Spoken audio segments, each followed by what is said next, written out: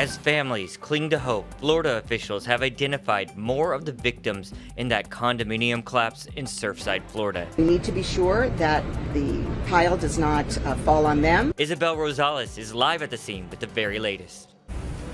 I just spoke with Kevin Guthrie, the director of Florida's Division of Emergency Management, and he just gave me a brand new timeline on possibly determining the cause of this collapse. He says that for federal engineers and scientists, it could take them 2 to 3 years to put out a report and the official cause. But he also adds that there are engineers here at the city level, and they could come out with answers much quicker.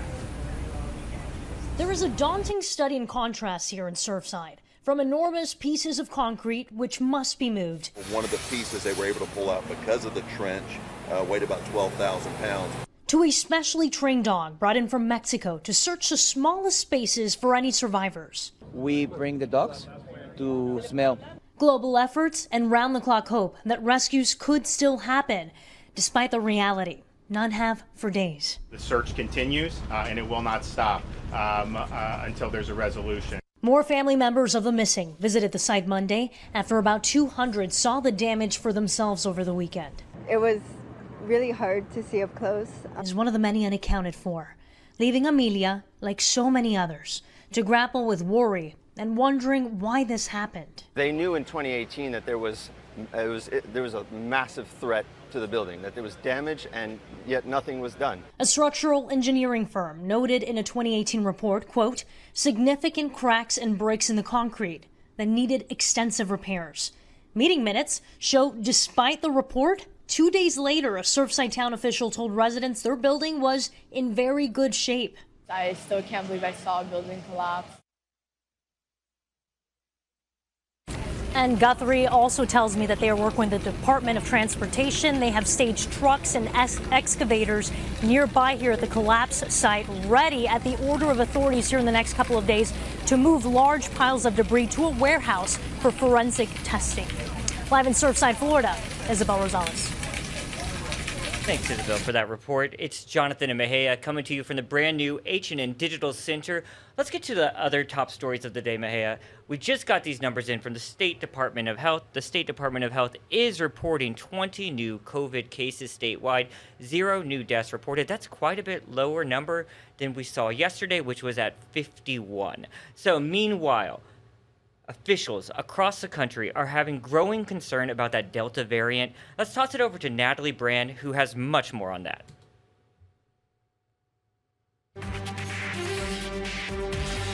As COVID restrictions continue to lift nationwide and the first cruise ship sets sail, health experts remain on edge over the fast-spreading Delta variant in communities where vaccination rates still lag. If you're not vaccinated, Delta is highly transmissible, is more dangerous. The U.S. will fall short of the president's July 4th goal of 70% of adults at least partially vaccinated. And a number of southern states remain below the national average. Arkansas governor, facing a rise in new cases in his state, says the overwhelming majority of hospitalized patients have not been vaccinated. If incentives don't work, reality will, and as you see the hospitalizations go up, the cases go up, I think you'll see the vaccination rate increase as well. Other states are still banking on incentives to help boost vaccination rates. We still have $3 more million-dollar drawings. And North Carolina's governor introduced the first 2 winners of its COVID vaccination lottery. Who believes that you're going to win $1 million? A second lucky winner received $125,000 for college. Another dose of encouragement comes from a new study that says the 2-shot vaccines made by Pfizer and Moderna may protect against the coronavirus for years. But some infectious disease experts are now considering whether the Johnson & Johnson single-shot vaccine may require a booster shot of a different vaccine to protect against the more contagious Delta variant. Right now, the CDC is not recommending booster shots for any of the approved vaccines in the U.S. Natalie Brandt, CBS News, Washington. After being placed on pause for more than 15 months, the cruise industry saw its first big ship sail out of a U.S. port this past weekend. The Celebrity Edge left from Port Everglades in Florida on Saturday evening. The ship is sailing with a 40% capacity to allow for social distancing. Vaccinated passengers will not have to wear masks on board, but there will be restrictions as they go on shore in Mexico and the Bahamas. So the CEO of Royal Caribbean Cruise Line says he's happy to have ships sailing again. Here's a portion of what he had to say in an interview with CNN. So I guess let's start with how you're feeling today. Oh my goodness, I can't describe it. It is so exciting after 15 months to be back here and actually sailing from a U.S. port with guests, happy guests. Oh, I'm over the moon. You know, when I came on board, I spoke to one of our crew members, and he said, you know, Mr. Richard, what they call me, I feel like I'm home. It was just wonderful. Yeah. At the same time, there's being the first to sail out of a U.S. port. There's got to be some pressure to get it right. We always have pressures to get it right, and I think our biggest pressures come from within. But yes, we've been spending a lot of time preparing for this day. We've been working on our protocols. We've been working with the Healthy Sail Panel, with the CDC, with others. We wanted to make sure that if you came on board a cruise ship, you were safer than you were walking down Main Street, USA. Another cruise update for you. NCL is sticking to plans to sail the Pride of America in 4 months. The ship can handle over 3,000 guests, and as of this morning, for the first sailing, only a few $10,000 suites are still unreserved. NCL, Princess, Holland America all have trans-Pacific sailings with Hawaii port calls also in November. That is, if the feds allow them. A boat ramp at Ke'ehi Harbor is raising serious concerns. Boaters are now calling on the state to take action. Our Jolani Martinez has the story. There's a sign out at Ke'ehi Boat Harbor saying the ramp is under repairs. While it's unclear when it was posted, boaters say they haven't seen much improvement, adding that its current condition poses safety concerns. So I believe that the maintenance here has been terrible. After a year of staying away from Ke'ehi Boat Ramp, Kerry Koide made his way back there Thursday, but he says returning to the ramp wasn't so pleasant. The boat was pushed right over the piling. Now, I don't know how much damage was done, but it was very difficult because the wind was blowing a little bit and you can't see the pilings. Koide is not alone. It's such a pain. It's so hard to deal with. Koide says half of the pier is missing, leaving these pilings sticking up from underwater. What they've done here is limit the access to the size of boat that can come out. By the time you tie up to the pier, as you see it there, your bottom of your boat's hitting the cement. So danger is that the boaters and the people that are riding the boat, the people that are helping with the launching and retrieving the boat on a trailer, they could get crushed because the wind could just blow the boat up. Although the sign suggests is using the south side launch ramp, it closes nightly at 8, which leaves evening sailors out of luck. They say the 24-hour Ke'ehi boat ramp remains the better option if the necessary repairs are made. What's it going to take to get them maintained with the funds that we pay into it? No, we don't see any benefit to paying fees when they don't even take care of what we got right now. Are also asking for a status update on the ramp. We reached out to DLNR and the state and are waiting to hear back. Jolani Martinez, Hawaii News Now. In episode 6 of our brand new H&N podcast, The Other Side of Paradise, Chief Investigative Reporter Lynn Kawano takes a look back at the devastating case of Peter Boy Kema. Here's a preview. Aloha, I'm Lynn Kawano with another episode of The Other Side of Paradise.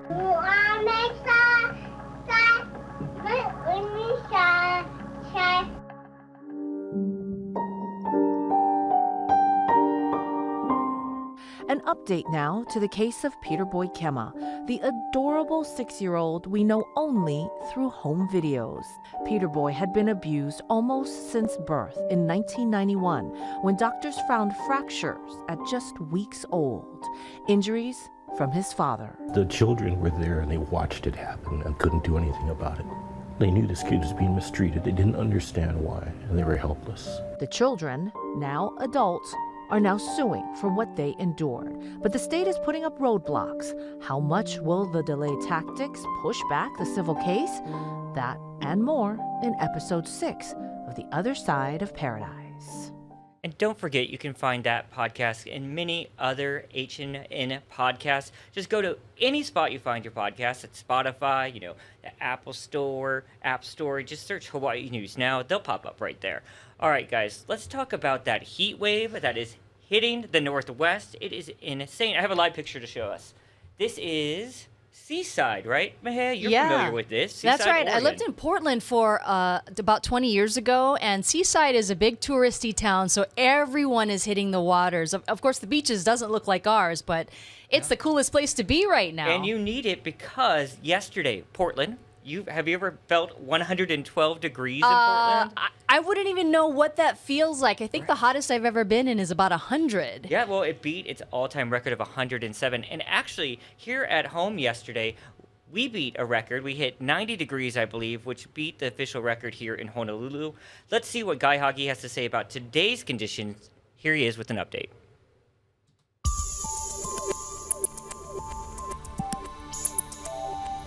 How's it on this Monday? We're in for beautiful weather today. Lots of sunshine, very little rain, maybe a few minor splashes from these clouds upstream. But a more vigorous front going to drop in by tomorrow. Look for a slight increase. We're not talking about a washout, but we're expecting more showers tomorrow and tomorrow night. Again, mainly for those windward neighborhoods. Now, the trade winds will run firm today and will hold through tomorrow, and then get stronger on Wednesday. So for today, it's going to be a gorgeous day. Get outside and enjoy it. Hiking, biking, tennis, golf, surfing, all good today. But load up on the sunblock. UV index is going to be extreme at 12. Now, the surf's going to be fun size today, not that big, but we are expecting a little boost coming in on Wednesday for the South Shore. And over the weekend, we could see something for the North Shore. And early next week, look for a bigger swell rolling into the South Shore as well. So things are looking good. Weather-wise, again, the only thing to really be on the radar is, increasing windward and Melka showers tomorrow. Again, not a wash, just a few more showers tomorrow and tomorrow night. After that, drier conditions take over with stronger winds heading into the weekend. We'll have more details on air and online. UH Manoa is building a brand new center for student housing and innovation. Susan Yamada is vice chair of the Pacific Asian Center for Entrepreneurship. She talked to our Sunrise crew this morning. Give us some perspective. How big a development is this? So it's going to be one of the largest live, learn, work, innovation, and entrepreneurship centers in the country, for sure. We're going to have 373 beds, 18,000 square feet of program space. The total building is almost 100,000 square feet. Ooh. We are still keeping that Atherton iconic building, though, as you can see. Yeah, and it's not just the space. It's not the room that it provides. There's a lot of equipment that comes along with this, right? Correct. Co-working spaces, classrooms, prototyping spaces, conference rooms, available 24/7 to the residents and to university students also. Yeah, big picture, what does this do for student life and that experience? What it is we're finding more and more students are interested in entrepreneurship. They're interested in really changing the world. And I know it sounds trite, but that's what they want. And we want to help them do that. We want to help them think entrepreneurially because everything is changing in this world so quickly. So it's very difficult to teach them static ideas. We need to teach them how to think dynamically and entrepreneurially. So who winds up using this? So we're going to curate who gets to stay in the dorms. And we want people who have entrepreneurial ideas, who are innovative, have shown grit in their previous endeavors. And so they're going to be 370 students from all different majors, which is another very important thing, because it's through these different lenses that students see and investigate and solve problems. Again, we're talking to Susan Yamada from UH Manoa. This is just one of a few public-private partnership projects that are coming, right? What else? Correct. And we have another one planned on at the NOAA, the former NOAA site in Manoa. But we are, as far as what we're doing, is we can really be able to provide students with a state-of-the-art building without taxpayer money, funded by the beds, that are going to be generating revenue to cover the bonds that are paying for this building. Yeah, and considering everything going on, that's great news. Susan, thanks for joining us this morning and shedding some light and giving us some perspective on this. Sure thing. Thanks, Steve. Pali Lanes in Kailua will close this week. Wednesday is the last day for the bowling alley. Pali Lanes opened 60 years ago on Hekili Street. It faced closure 3 years ago, but Alexander and Baldwin halted redevelopment plans after the community rallied to save the business. But the pandemic cut the bowling alley's revenue by 70%. Forcing the business to close. Team USA athletes are geared up for gold with less than a month to go before the Summer Olympics in Tokyo. Tina Kraus is in London with a look ahead at the Games. Sydney's time is now. Sydney McLaughlin flew past the competition at the Olympic trials in Oregon on Sunday. That's a new world record! Running the fastest ever 400-meter hurdles. The 21-year-old from New Jersey is primed for gold ahead of the 2020 Games next month in Tokyo. So is Virginia native Grant Holloway, who nearly broke a world record in the 110-meter hurdles, missing it by 100th of a second. Team USA showcased a star-powered Olympic lineup at qualifying competitions over the weekend. Four-time Olympic gold medalist Simone Biles secured her spot in Tokyo despite a fall from the beam. 18-year-old Suni Lee from Minnesota also locked up a place. No need to doubt. But tennis superstar Serena Williams says she's not on the Olympic list, and she won't say why.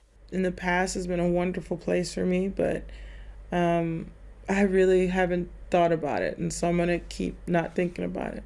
The 23 times Grand Slam singles champion said earlier this year Tokyo may not be in the cards as COVID restrictions wouldn't allow her to bring her 3-year-old daughter Olympia. Despite growing concerns about COVID, the Olympic torch is getting closer to Tokyo, with just a few weeks to go before the Games begin. Tina Kraus, CBS News, London. All right, time of the show where we see what the internet is talking about Mahea. And this is what I found. You know, we're both Crown fans. If you've watched us on the show before, you know it. And there's big news happening in the UK this week, and I'm going to explain why. Check out this makeshift memorial that's popping up to honor Princess Di's 60th birthday, what would have been if she wouldn't have passed away, of course. This is at Kensington Gardens, and it's popping up right now. You can see banners, some roses, some flowers, some photos popping up there. To officially mark her birthday, though, a new statue of Diana will be unveiled at the garden here at the palace on Thursday. Here's what gets interesting. Her sons, both Prince William and Harry, commissioned it, and they are expected to both attend that event. And if you've been following the royal news at all, you know they haven't been getting along too well. Yeah, right? well, they do love their mother, so they can unite over this one. Hopefully right? it will be a uniting factor, really. And I think a lot of people are hoping to see that brotherly love really come together, right? Yeah, they have to memorialize their mother and keep up her legacy, for sure. Yep. What'd you find, Mahea? I hear there was a big concert over the weekend. Yeah, huge concert. Our very own Billy V hosted the 30th annual Kiho'alu Guitar Festival this weekend at the Maui Arts and Cultural Center. It featured an incredible lineup of musicians, including Ledward Ka'apana, George Kahumoku, John Cruz, and Jeff Peterson. Now, here's how the MAC managed the crowds. They had everyone sit in pre-set blocks with their own chairs. Yeah, I'm so looking forward to getting back in those concerts and getting to see those bigger events. And a really big one is just ahead, right? That's right. The Merry Monarch Festival is moving forward this year. It starts on Thursday. Now, the journey to the festival has been filled with ups and downs, especially after last year's cancellation due to the pandemic. It's been really tough for one halal that was supposed to go for the first time last year, but they went this year to the Merry Monarch stage. For Halo Hula o Napunahele o Napua, practice is in a converted carport in Papakolea. For their kahiko or ancient dance, these wahine are finding inspiration from the strength and resilience of Queen Liliuokalani. Our mele is Pu'uvai Kilo o Liliu. It talks about Liliu during the overthrow and how she didn't want bloodshed for the people.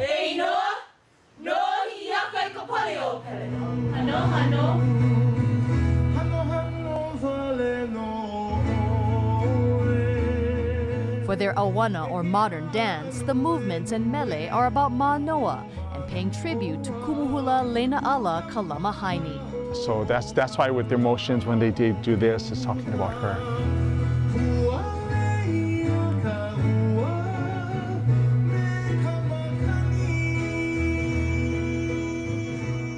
These dancers also inspire each other. A lot of my women are mothers, you know, and how they protect themselves and how we were resilient in getting through this pandemic. In March 2020, the Merry Monarch Festival made the decision to cancel the event because of the global emergency. And for these wahine, a first time competing at the prestigious competition would not happen. For me to have to tell them that it's canceled, I knew it was going to break their heart, and that was really hard for me. This is Merry Monarch. There's no canceling Merry Monarch. That wasn't even a thought. I was like, no. After more than a year of the pandemic, constant pivots, and new stringent COVID protocols, including testing and 5 days isolation, this halal says they're ready. It's a lot of excitement, anxiety, but good anxiety, and to know that it's actually happening this time. It's starting to really hit me, and then when I look at the date, it's like, oh wow. While the COVID vaccine is not a Merry Monarch requirement, Kumuhula Rich Padrina made his own mandate to protect himself and the group. If you want to go, you had to get vaccinated, and if not, you can't go. We're all able to get vaccinated, and so we feel even safer with each other. And that means after a year of challenges and social separation, Napunaheleo Napua is even closer together and ready to grace the stage at Merry Monarch. And I told them, I said, think about your life, what you've done with yourself, how you've been strong with what you're doing.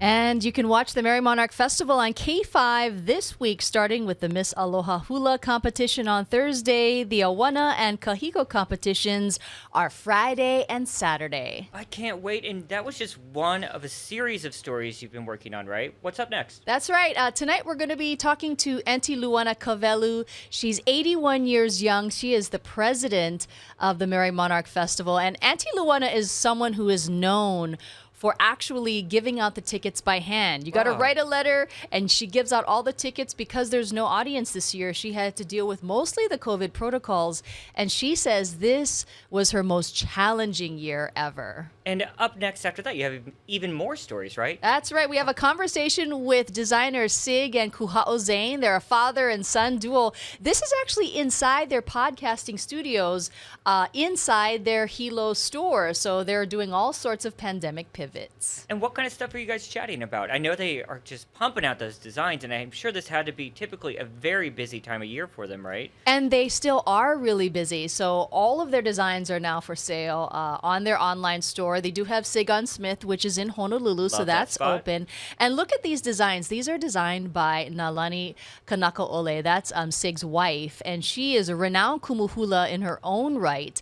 And so she's actually been having her own podcast and talking about hula theory. But you know what's really interesting, Jonathan? Yeah. The filming for Merry Monarch is PAO. So it's already done. They already know who the winners are, but it's being kept a secret until the broadcast. So everyone is on pins and needles. And I cannot wait for that broadcast. Remind us once again. That's right. It is Merry Monarch Festival on K5 this week, starting with the Miss Aloha Hula competition on Thursday, Awana Friday, Kahiko Saturday, and the hour before the competitions is the pop-up makeke, so you can get your shopping groove on. And I've been spying on the filming of that, and there looks like some good deals to get. You guys, that's going to do it for This Is Now on this Monday. Yeah, it's Monday. We'll be back tomorrow. We'll see you then. Don't forget, on KHNL, first at 4 every day, get a wrap-up of all your afternoon headlines. And also a reminder, we're podcasting too. Find us anywhere you get your podcasts. Search Hawaii News Now. Bye-bye, guys.